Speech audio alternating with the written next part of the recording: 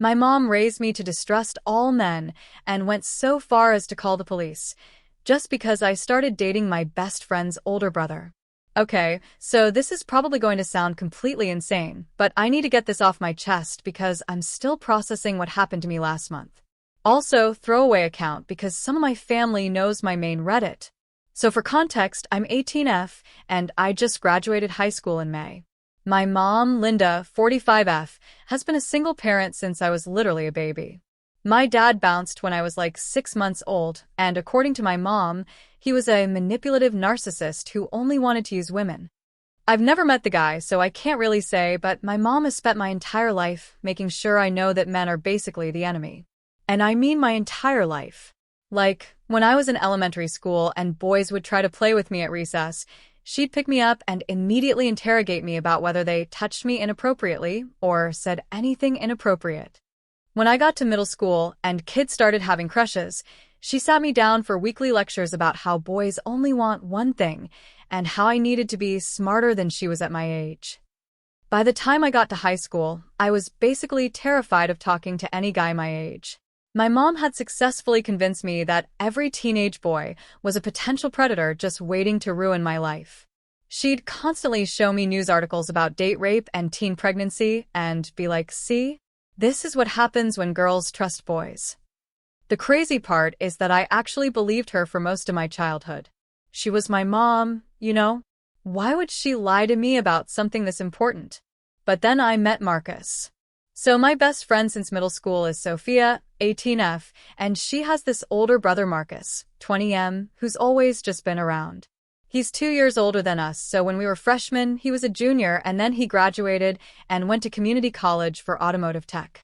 Really nice guy, always polite to me, never made me feel weird or uncomfortable like my mom said all guys would. Sophia and I have been friends for like 6 years, so I've been going to their house constantly since we were 13. Marcus was always just Sophia's annoying older brother who hogged the PlayStation and left dishes in the sink. But last summer, something changed. I'd been working at Target to save money for college, and Marcus had gotten a job at the mechanic shop across the parking lot from Target. So sometimes he'd stop by during my break to say hi, and we started actually talking. Like, real conversations about music and movies and what we wanted to do with our lives. Turns out, Marcus is actually really thoughtful and funny.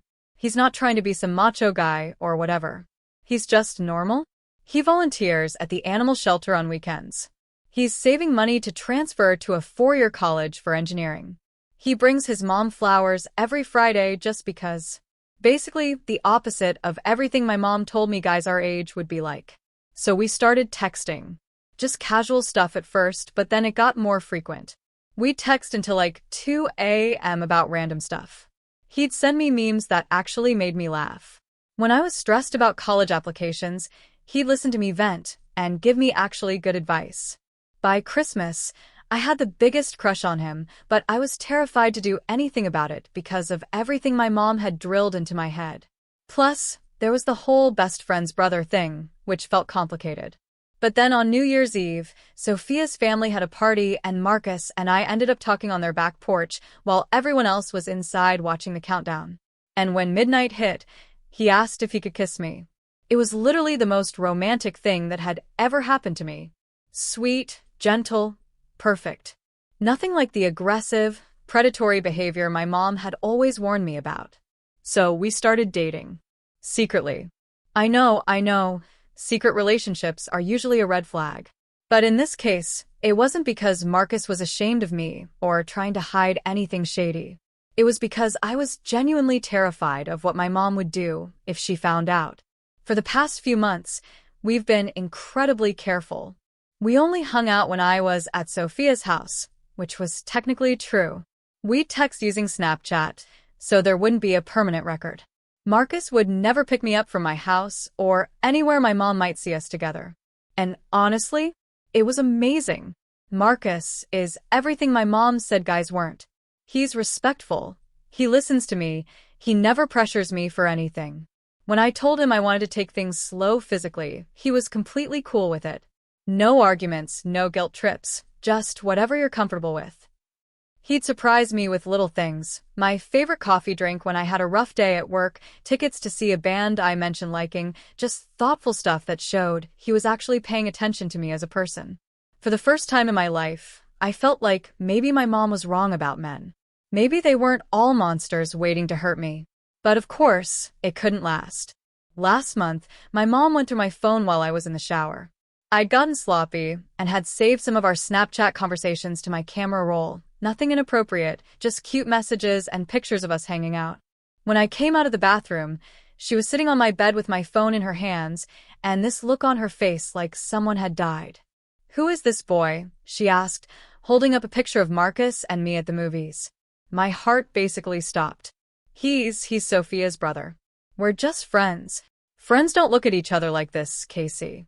How long has this been going on? I try to downplay it. Mom, it's not a big deal. We've just been hanging out sometimes when I'm at Sophia's. Have you been lying to me? When you said you were at Sophia's house, were you actually with this boy? I couldn't lie anymore. Sometimes, yes. But Mom, he's not. She cut me off. He's 20 years old, Casey. You're 18. Do you understand that this is grooming behavior? What? No, Mom. That's not, we're both adults. You are a naive 18-year-old girl, and he is a grown man who has been manipulating you for months.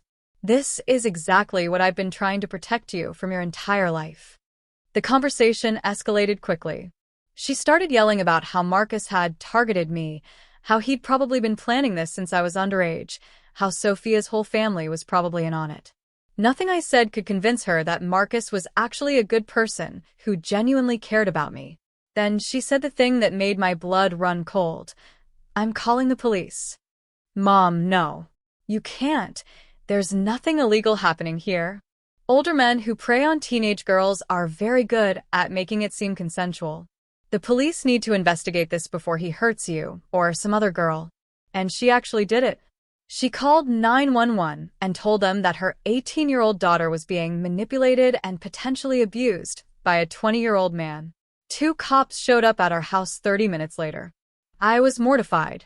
I tried to explain to the officers that I was a legal adult, that Marcus had never done anything inappropriate, that my mom was just overreacting.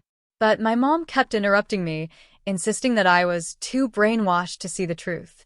The cops were actually pretty professional about the whole thing. They asked me a bunch of questions privately, whether Marcus had ever threatened me, whether I felt safe, whether our relationship had started when I was underage, etc. When I answered honestly that no, none of those things had happened, they basically told my mom that there was no crime being committed and that I was an adult who could make my own decisions. But the damage was done. Word got around our small town that the police had been called to investigate Marcus for inappropriate contact with a minor, which wasn't even accurate, but that's how gossip works. Sophia found out and was furious with me for not telling her about the relationship. Marcus was humiliated and worried that the rumors would affect his job. And my mom? She doubled down. She insisted that the police just didn't understand the situation and that she was going to keep investigating on her own. That's when I realized that this wasn't really about protecting me. This was about my mom's need to control every aspect of my life. The aftermath of the police incident was honestly worse than the actual day it happened. My mom went into full-on detective mode. She started calling Marcus's work, trying to warn his boss about his predatory behavior. She contacted our high school to ask if there had been any inappropriate interactions between Marcus and female students when he was still enrolled. There hadn't been, obviously. She even tried to get in touch with his community college to file some kind of complaint. Meanwhile, Sophia wasn't speaking to me. She felt like I'd violated her trust by secretly dating her brother and then getting her family dragged into a police investigation. Which, honestly, I totally understood. I'd been so focused on hiding from my mom that I hadn't considered how this would affect my best friend. Marcus was being incredibly patient with the whole situation, but I could tell it was wearing on him. The rumors around town were getting worse. People were saying he was a predator, that he'd been arrested, all kinds of completely false stuff. His boss at the mechanic shop even asked him about it, which was humiliating for him. But the worst part was watching my mom's behavior escalate. She'd always been overprotective, but this was something else entirely. She was checking my phone multiple times a day, tracking my location, interrogating me about every person I talked to. She'd installed some kind of monitoring software on my laptop and was reading all my emails and social media messages. I felt like a prisoner in my own house. 2 weeks after the police incident, I was working a closing shift at Target when Marcus showed up during my break. He looked exhausted. "We need to talk," he said. We went out to his car in the parking lot, and he turned to me with this really serious expression. "Casey, I care about you. Like, a lot. But this situation with your mom, it's not sustainable. She's trying to destroy my reputation, and honestly, I'm worried about what she might do next." My heart sank. "Are you breaking up with me?" "No, that's not what I'm saying. I'm saying that we need to figure out how to handle this, because I'm not going to sneak around forever, and you shouldn't have to live under constant surveillance." He was right, of course. But I didn't know what to do. My mom held all the cards. I was living in her house. She was helping pay for college, and she'd made it clear that if I chose Marcus over family, there would be consequences. "What if we just waited until I go to college in the fall?" I suggested. "I'll be living in the dorms, so she won't be able to monitor me as closely." Marcus shook his head. "And then what? We hide our relationship for 4 years? We can never visit each other's families? We have to lie to everyone about how we met." When he put it like that, it sounded pretty miserable. "Your mom needs help, Casey. This level of paranoia and control isn't normal. Have you ever considered that maybe she's the one with the problem, not every man you might want to date?" That conversation was a turning point for me. I started doing research online about controlling parents and overprotective behavior. What I found was honestly shocking. Turns out, there's a whole term for what my mom was doing: emotional incest. Not the gross kind, the psychological kind, where a parent becomes inappropriately dependent on their child for emotional support and tries to control all their relationships. I read article after article about parents who sabotage their adult children's romantic relationships because they can't handle the idea of losing them. Parents who use fear tactics and manipulation to keep their kids isolated and dependent. It was like reading my own life story. I also started paying attention to my mom's behavior in a new way. Like how she'd always been happiest when I was upset about something and needed her comfort. How she'd get weird and jealous when I spent time with friends. How she'd always found something wrong with every teacher, coach, or adult who tried to mentor me. My mom wasn't protecting me from predatory men. She was protecting herself from losing control over me. Armed with this new understanding, I decided to have a serious conversation with her. "Mom, I need you to stop calling Marcus's work and trying to interfere with his life." She looked up from her laptop, where she'd been researching more ways to prove that Marcus was dangerous. "Casey, I'm just trying to. You're trying to control me. And it's not working anymore." Her face went through about 5 different expressions. "I don't know what that boy has told you, but Marcus hasn't told me anything. I figured this out on my own. Mom, your behavior isn't normal. The way you've raised me to be terrified of half the population isn't healthy. I raised you to be safe. You raised me to be paranoid and isolated.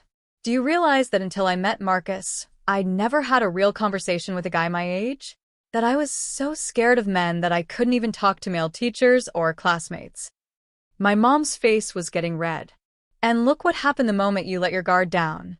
You're being manipulated by someone who what? Who treats me with respect, who listens to me, who's never once pressured me or made me feel uncomfortable." I stood up. "Mom, Marcus is a good person. The problem isn't him. The problem is that you can't handle the idea of me having a relationship with anyone other than you. That's not true. When was the last time you encouraged me to make friends? When was the last time you wanted me to spend time with anyone else? You've spent my entire life trying to convince me that everyone except you is dangerous." The conversation went on for about an hour, with my mom cycling through denial, anger, guilt-tripping, and bargaining. But I didn't back down. Finally, I said the thing I'd been afraid to say my whole life. "Mom, I love you, but I'm not going to let you control my life anymore. I'm 18 years old. I'm going to college in 3 months. Marcus and I are going to keep dating, and you can either accept that or not. If you choose him over your family, I'm not choosing him over family. I'm choosing to have a life outside of this house. Those are two completely different things. That night, I called Sophia.